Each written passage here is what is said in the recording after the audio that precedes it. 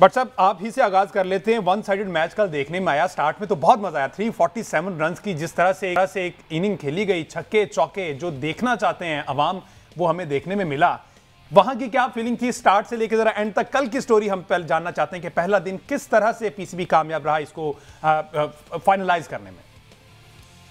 देखिए पीसीबी और चेयरमैन का ये जो ऑब्जेक्टिव था मेन, जो उन्होंने हाइप क्रिएट की थी, तो उन्होंने एक टूर्नामेंट एक प्लेटफॉर्म तो दे दिया वाइट बॉल के लिए और वनडे क्रिकेट के लिए। आई थिंक ये वो ऐसी बेस्ट चीज है जो वनडे के लिए कर सकते थे, उन्होंने प्रोवाइड की। और डेफिनेटली जितने भी ये 150 प्लेयर हैं जो इसमें, कुछ तो सीनियर हैं जो ऑलरेडी पाकिस्तान खेल रहे हैं, जो अपकमिंग प्लेयर्स हैं उनके लिए टॉप प्लेटफॉर्म है। अगर इसके ऊपर आकर वो अपनी स्किल शो करते हैं और कंसिस्टेंसी के साथ शो करते हैं तो फिर पाकिस्तान टीम के तो इस टाइम कह लीजिए कि दरवाजे खुले हैं और वहाँ पे अपॉर्चुनिटीज हैं प्लेयर्स के लिए कि वो अपने आप को डिफरेंट रोल्स में वहाँ पर सिलेक्ट करवा सकते हैं अपनी परफॉर्मेंसेस के थ्रू।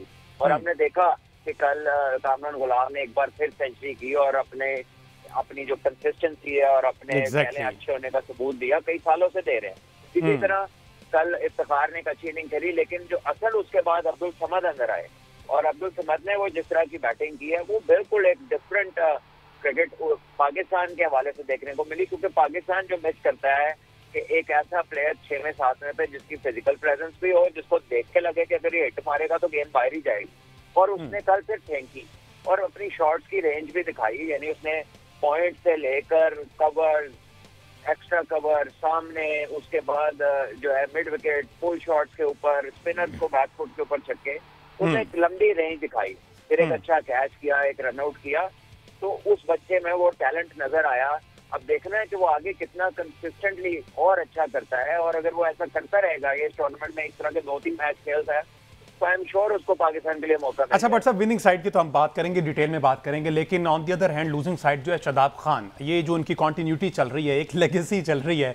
पीएसएल में भी हमने देखा, इंटरनेशनली भी देखा, और अब हमने इस टूर्नामेंट में भी आगाज में देख लिया कि शादाब खान में कहीं ना कहीं ऐसा लग नहीं रहा कि कप्तानी वाला मटेरियल उनमें मौजूद है। ना पहले था ना अब है। अगर पहले कुछ थोड़े बहुत जरासीम थे भी तो मेरा ख्याल है वो अब मर चुके हैं। कल हमने देखा कि फील्ड सेट करना नहीं आया, बॉलर्स को यूटिलाइज करना नहीं आया। अगर बैटिंग में देखा जाए तो जिस तरह से विकेट्स गिर रही थी, क्लैप्स कर रही थी, उस तरह से अगला बैटर तैयार करना नहीं आया और टीम प्लानिंग कहीं नजर नहीं आई। समझते आप ऐसा ही है?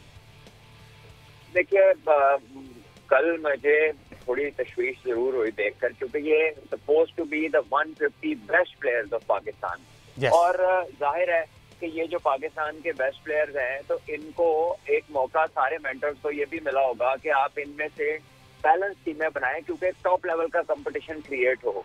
लेकिन आई डोंट नो, अगर तो ये उनकी बेस्ट टीम थी पैंथर्स की जो कल खेली, अगर कोई इंजरी का शिकार नहीं है, किसी वजह से कोई प्लेयर नहीं खेला, उसका हमें इल्म नहीं है। लेकिन अगर ये उनकी बेस्ट टीम थी तो इसमें ऑब्वियसली मैच्योर बैटर्स की कमी है। इसमें it's like more of like a T20 outfit जिस तरह की होती है कि वो सारे तकरीबन एक तरह के प्लेयर हैं, और इसमें 2 लेग स्पिनर्स हैं, और लेग स्पिनर्स शादाब ने, जैसे आपने मेंशन किया, उसको पूरे ओवर करने चाहिए थे, अपने आप को बैक करना चाहिए था, रिस्पॉन्ड करना चाहिए था प्रेशर को, being the captain, being the senior player.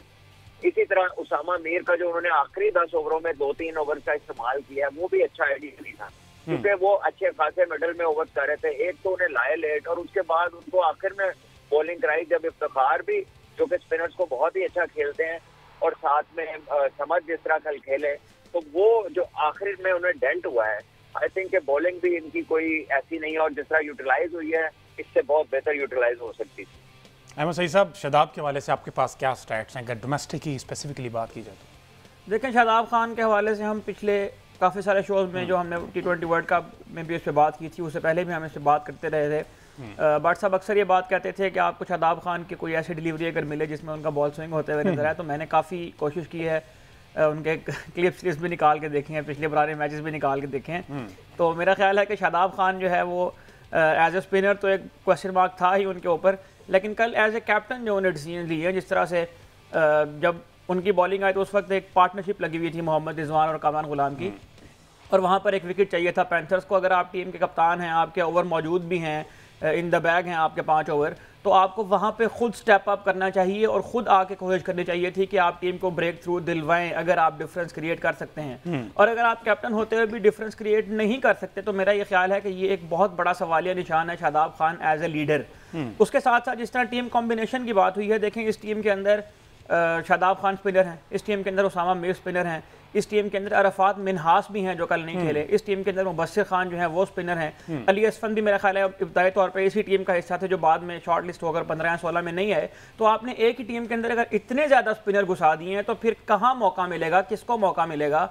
और ये जो शादाब खान ने कल उनको मार पड़वा दी है, उसामा मीर को 10 ओवर में 83 रन उन्होंने लगवा दिए, उसके बजाय अगर वो 2-4 ओवर खुद करवा लेते तो मेरा ख्याल है टीम कॉम्बिनेशन के अंदर ही मसला है और जो मौजूदा रिसोर्सेज हैं उनको इस्तेमाल करने के अंदर भी मसला है। तो ये एक बहुत बड़ा क्वेश्चन मार्क है शादाब खान एज कैप्टन के ऊपर। अच्छा बट साहब, कल हमने देखा हसनैन ने काफ़ी अरसे के बाद कमबैक किया है और उन्होंने 10 ओवर में 61 रन दिया है, कंपैरेटिवली बेहतर बॉलिंग की है। कल आपको लगा कि वो लाइन लेंथ और वो रिदम में वापस आ रहे हैं? जो एक स्टार्ट में हसनैन हमें दिखने में मिला था, बीच में एक गैप आ गया, उनका रिहैब भी चलता रहा, और अब जिस तरह से कल हसनैन ने बॉलिंग की है कंपैरेटिवली बेहतर थी? देखिए बिल्कुल, कल उन्होंने काफी अरसे के बाद मेरा ख्याल है इस फॉर्मेट का मैच खेला है, और आप जब इतने अरसे के बाद आते हैं थोड़ा रस्टी होते हैं, तो हो सकता है कि 1-2 मैचेस में वो और बेहतर नजर आए और फ्लुएंट नजर आए और उनकी पेस बढ़े, क्योंकि जब आपकी मैच प्रैक्टिस नहीं होती फिर आप जब अंदर आते हैं देर के बाद तो थोड़ा सा कई दफा स्टार्ट ऑफ होते हैं, आप टाइम लेते हैं। लेकिन एक चीज बड़ी इंटरेस्टिंग थी कल, जब उनके फिगर्स में देख रहा था, स्टैट्स, उनका जो 6-7 साल करियर है, यानी 2019 के वर्ल्ड कप में वो पाकिस्तान टीम का हिस्सा थे, उससे पहले इंग्लैंड सीरीज में हिस्सा थे, तो इन 5 से 6 सालों में उनके टोटल, कल उन्होंने 27वां लिस्ट ए का मैच खेला और 27 मैचों में से भी 9 मैच उनके पाकिस्तान के लिए इंटरनेशनल मैच है। तो अगर आप 6 साल के अरसे में टोटल 27 मैच आप खेलेंगे तो इसका मतलब है कि आपको तो क्रिकेट मतलब बहुत ही मिनिमम जो है ना अच्छे ग्रेड की क्रिकेट खेली है, और उसके अंदर इतना कह लीजिए कि अभी आपका वर्कलोड के ऊपर तो बात जा ही नहीं सकती इस मिनिमम क्रिकेट में। तो there is definitely some serious concern with the kind of fitness regime. तो ये लड़के हम कैसे तैयार कर रहे हैं, किस तरह की ट्रेनिंगें होती रही हैं, और डोमेस्टिक क्रिकेट में ये लंबे फॉर्मेट का हिस्सा क्यों नहीं है? यानी आप फर्स्ट क्लास में छोड़ दें, 6 साल में उनके वनडे सिर्फ 27 निकले। इस पर अहमद सईद साहब ने जिस तरह साहब ने बात की, ये बहुत यानी वर्कलोड का इशू जो है ये हमारे तकरीबन हर फास्ट बॉलर के साथ है। देखिए मेरा ये ख्याल है कि वर्कलोड से ज़्यादा मसला ये है कि जो मसल मेमोरी है, लंबे ओवर कराने की जो एक सलाहियत है वो चूंकि प्लेयर्स में पैदा नहीं है। वसीम अकरम को गुज़िश्ता रोज़ हमने एक प्लेटफॉर्म पर सुना तो वो ये कह रहे थे कि जो फास्ट बॉलर है उस फास्ट बॉलर हो और इंजरी ना हो ये नहीं हो सकता, फास्ट बॉलर हो छोटे मोटे निगल्स ना हो ये नहीं हो सकता, फास्ट बॉलर हो और सुबह उठ के उसके जिस्म में हल्की फुल्की दर्द ना हो, ये वर्कलोड नहीं है। ये एक फास्ट बॉलर का नेचुरल प्रोसेस है जिस प्रोसेस के थ्रू उसके मसल बिल्ड होते हैं। लेकिन वो मसल कब बिल्ड होंगे? जब आप रोजाना जाके नेट्स के अंदर 35-35 40-40 ओवर करेंगे। हसनैन हो या शाहीन शाह अफरीदी हो या जो भी PSL से टीम बनाने की रिवायत थी, उसका नतीजा यह निकला है कि इनके जो लंबे स्पेल करने की आदत है वो नहीं बन पा रहे, जिसकी वजह से मेरा ख्याल है कि वो कंसिस्टेंसी भी देखने में नजर नहीं आती पाकिस्तान के पेस अटैक। अच्छा, चूंकि फास्ट बॉलर्स की बात हो रही है तो अमाद भट्ट का जिक्र करना बड़ा जरूरी है। 10 ओवरों में भट्ट साहब 89 रन उन्होंने किए हैं, खाए हैं, लेकिन ऑन दी अदर एंड हमने देखा है कि खाता है तो लगाता भी है। उस बैटिंग की अगर बात की तो ये वाहिद बैटर है, 72 रन इन्होंने उसमें खेले। लेकिन बॉलिंग की बात की जाए, आप समझते हैं एज फैक्टर अमाद भट्ट जो है उनका एक कंसर्न है, या शायद दिखने में ऐसा लगता है क्योंकि फिटनेस भी अप टू द मार्क हमें दिखाई नहीं दी कल उनकी? नहीं देखिए, अब मैं तो ये कहूंगा ऑन द कॉन्ट्ररी कि वो बहुत फिट है। फिटनेस तो आप उनका फिटनेस टेस्ट अगर देख लें, और कल जिस तरह वो करता रहा है, दौड़ भाग उसने की है, पूरे ओवर की है, काफी गर्मी थी, दोपहर में उनकी बॉलिंग थी, उसके बाद बैटिंग में भी उसने रन किए हैं।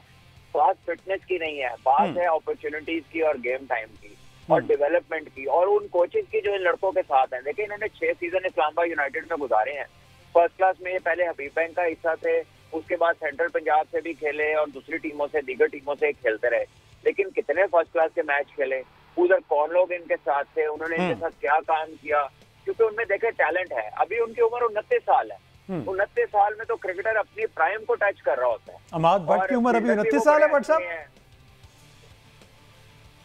29 साल ही है जो स्टैट्स के अंदर हमने कल देखी थी। अगर आपके पास कुछ और है तो आप ठीक है, चलिए फिर तो वो एज फेलोइंग है इफ्तिखार के। ठीक है, कंटिन्यू करें। तो मैं ये कह रहा था कि वो मुझे तो काफी फिट लगे, लेकिन द पॉइंट इज अगेन कि आप जो स्किल है उसके मुताबिक आपकी कैसी है, आप उसमें कितना कह ले मंचे हुए हैं, कितना का आप उसके लिए रेडी हैं बिग स्टेज के लिए। और कहीं ना कहीं हमें अपने डोमेस्टिक सिस्टम के कोचेस से भी अकाउंटेबिलिटी करनी पड़ेगी। 10-10 साल से लड़के आपके पास हैं, आप टॉप टायर के अंदर लड़के खेल रहे हैं, लड़का अपनी पोटेंशियल से ऊपर क्यों नहीं जा रहा, क्यों वो पहले से बेहतर हर साल क्यों नहीं हो रहा। चाहे 5% ही बेहतरी आए हर साल में, तो 10 साल में 50% बंदा बेटर हो जाता है। अच्छा, यहाँ मैं अगर लंबे अरसे से खेल रहे हैं तब भी मतलब वो चीजें उस तरह से डेवलप ना होना, तो ये मेरा ख्याल है कि हमारे सिस्टम पे भी सवालिया निशान है, और जो लोग उसको रन कर रहे हैं अरसे दराज से जो कोचेज हैं। एग्जैक्टली जी। अच्छा भट्ट साहब, ये अपॉर्चुनिटी की आपने बात की है, अब्दुल समद को आपने उसके ऊपर जिस तरह गुफ्तगू का हमने आगाज़ किया, उनकी भी उम्र जो है वो इस वक्त 26 साल हो गई है, तो क्या ये अभी तक कोचेस के नज़र में नहीं आए या कोई सिस्टम का फ्लॉ है? 26 साल तो इनकी एज हो गई है और इतना बड़ा टैलेंट हमारे पास था, हमें पता ही नहीं चला। देखिए अहमद, बात यह है कि टैलेंट समटाइम्स जो है ना वो नर्चर होने में थोड़ा ज्यादा वक्त लेता है। कभी आपको अर्ली एज में इम्प्रूवमेंट नजर आ जाती है, कभी आप स्ट्रगल करते रहते हैं और अचानक आपकी चीजें जो है वो एकदम मल्टीप्लाई होती हैं और आपकी चीजें बेहतर हो जाती हैं। अब्दुल समद मुझे याद है 2017 में फैसलाबाद के रीजन से खेले थे और मैं वो मैच खेल रहा था और इन्होंने ओपन की थी, तो एज एन ओपनिंग बैट्समैन इन्होंने स्टार्ट किया था। इतने स्ट्रांग नहीं थे, टेक्निक कोई बड़ी अच्छी नहीं थी, लेकिन अब उन्होंने अपने आप को सॉर्ट आउट किया। एक तो अपनी फिटनेस, मस्कुलर फिजिक बनाई है, उसके साथ अपना नंबर ओपन से वो नीचे ले गए हैं, क्योंकि पावर पोजेस करते हैं, तो पावर हिटिंग कल आपने उनकी देखी, आपने उनकी शॉट्स की रेंज देखी, तो ये उनके लिए बेटर सूटेड है।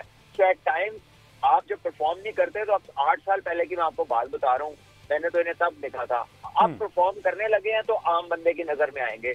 और आपको पता है कि आपका सारा डोमेस्टिक सीजन तो टेलीवाइज नहीं होता। इससे पहले इनकी 450 हैं और 2 सेंचुरियां हैं स्टेट क्रिकेट में, लेकिन वो भी हालिया सीजन में है, वो कोई बहुत पुरानी बातें नहीं है। तो समटाइम्स प्लेयर थोड़ा लेट भी डेवलप होते हैं, लेकिन अब जो उनकी चीज नजर आई है वो काफी खुशाइंद है, और अगर इसको वो मजीद कंसिस्टेंटली मैचेस में रिपीट कर सकते हैं तो मेरा ख्याल है बहुत ब्राइट फ्यूचर है उनका।